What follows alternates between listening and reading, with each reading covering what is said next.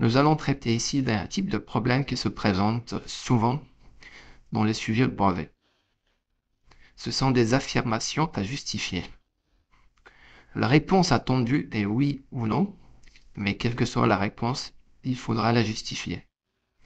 Généralement, quand c'est un oui, il faudra établir le résultat énoncé dans l'affirmation. Quand c'est non, on a le choix entre trouver un contre-exemple ou bien trouver le bon résultat qui est généralement différent de celui qui est énoncé puisqu'on a répondu non. Ici, nous avons choisi de traiter dans l'affirmation 1 le thème arithmétique. Dans l'affirmation 2, ce sera le thème Thalès, théorème de Thalès, direct. Dans l'affirmation 3, un calcul de vitesse, donc de la proportionnalité. Et dans l'affirmation 4, les écritures scientifiques.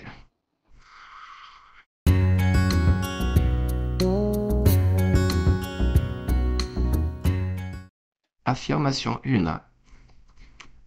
L'affirmation 1 est que les diviseurs communs à 12 et 18 sont les mêmes que les diviseurs de 6. Vous pouvez faire pause et essayer de répondre à la question. Nous allons donc trouver tous les diviseurs de 12, tous les diviseurs de 18, tous les diviseurs de 6, comparer les diviseurs de 12 et 18, prendre les diviseurs communs et comparer avec la liste de diviseurs de 6. Il est conseillé de revoir la vidéo sur les diviseurs et la vidéo sur la décomposition en facteurs premiers. Pour les diviseurs de 12, la division par 1 donne 12, par 2 donne 6 et par 3 donne 4. Il est inutile d'aller plus loin parce que le test d'arrêt c'est 4. Refaire la division par 4 donnera 3, donc comme c'est déjà fait, donc on s'arrête à 3. Donc les diviseurs de 12 sont 1, 2, 3, 4, 6 et 12. Nous passons donc au diviseur de 18. On divise par 1, c'est 18. On divise par 2, on obtient 9. On divise par 3, on obtient 6. Le test d'arrêt à ce niveau-là, c'est 6. Donc on pourrait essayer par 4, mais ça ne marche pas. On pourrait essayer par 5, ça ne marchera pas. Les diviseurs de 18 vont être 1, 2, 3, 6, 9 et 18.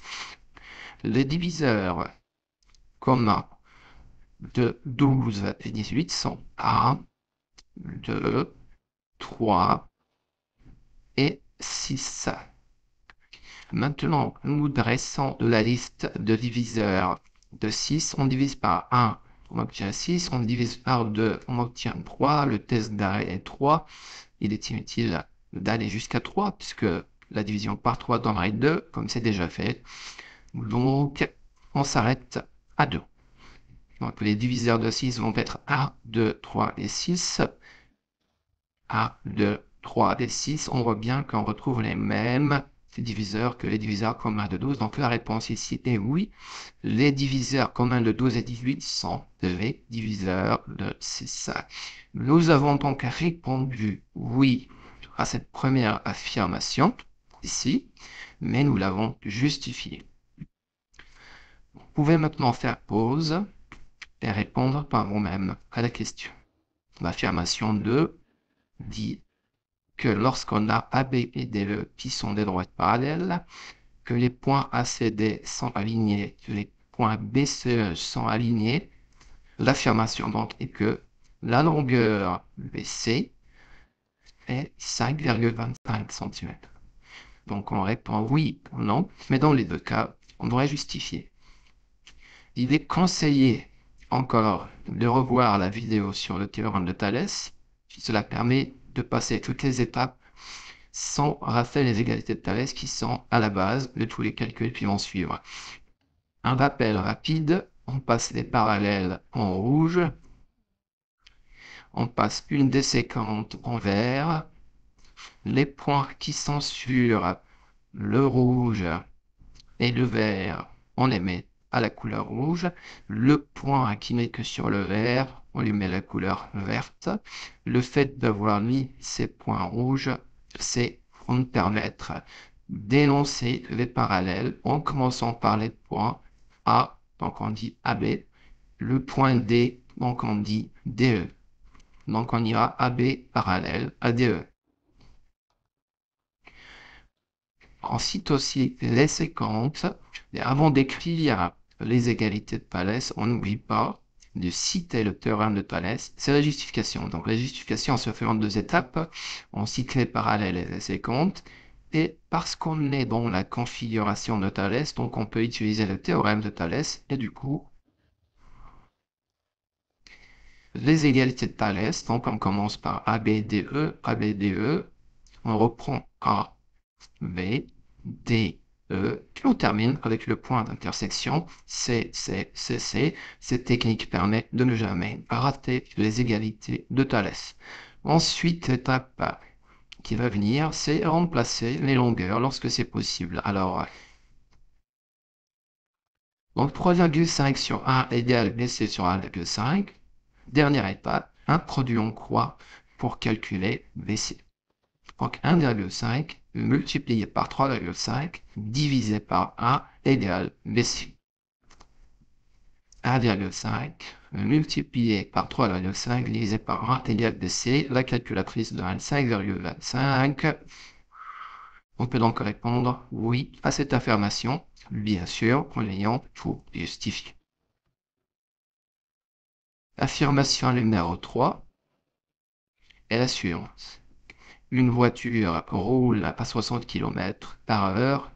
Elle parcourt 110 km en 1 heure 10 minutes. Il s'agit ici d'un problème utilisant la proportionnalité. La voiture parcourt donc 60 km en 1 heure. Km/h, 60 km en 1 heure. Si elle parcourt 110 km, eh bien, combien lui faudra-t-il de temps? C'est donc juste un produit en croix. 1 multiplié par 110 divisé par 60 qui donne 1,83333 qu'on approxime ou arrondit à peu près à 1,83 heures. Attention, c'est en heures. Donc 1 heure et 0,83 heures. 0,83 heures et non minutes. Comme nous avons ici 10 minutes, donc il faudra transformer ces 0,83 heures en minutes pour voir si ça correspond à 10 minutes ou pas. Alors, c'est encore un problème de proportionnalité. Alors, 0,83 heures égale 0,83 multiplié par 60 minutes.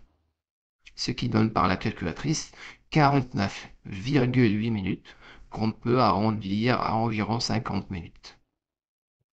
Et là donc, on peut conclure que elle parcourt donc les 110 km en 1 heure 50 minutes environ.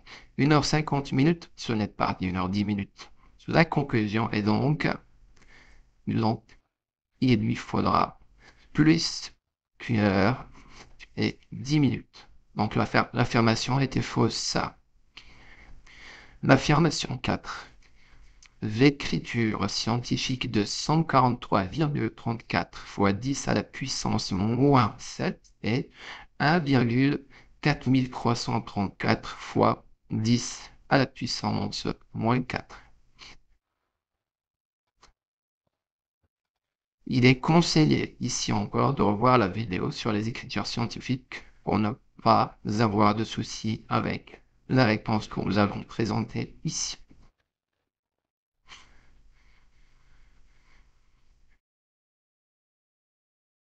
Alors, si on a bien regardé la vidéo, on sait que dans une écriture scientifique, on n'a pas le droit d'utiliser un nombre plus grand que 10. Donc, on ramène le 143,34 à un nombre entre 1 et 10, 1 compris, 10 non compris. Donc, on transforme 143,34 en 1,4334. Et donc, pour retrouver 143,34, on sera obligé de décaler la virgule de 2 positions vers la droite. Donc, on doit multiplier par 10 à la puissance 2. On n'oublie toutefois pas le 10 à la puissance moins 7 quand on l'a tout de suite fois 10 à la puissance moins 7. Maintenant, il s'agit juste de faire une multiplication de 2 puissance de 10, 10 exposant 2 fois 10 exposant moins 7, c'est-à-dire 10 à la puissance 2 fois 10 à la puissance moins 7, qui donnera 1,4334 fois 10 à la puissance 2 moins 7. Et 2 moins 7 donnera, bien sûr, 10 à la puissance moins 5. Donc, la conclusion est que non, l'écriture scientifique n'a pas un exposant moins 4, mais plutôt 1,4334 fois 10 exposant moins 5.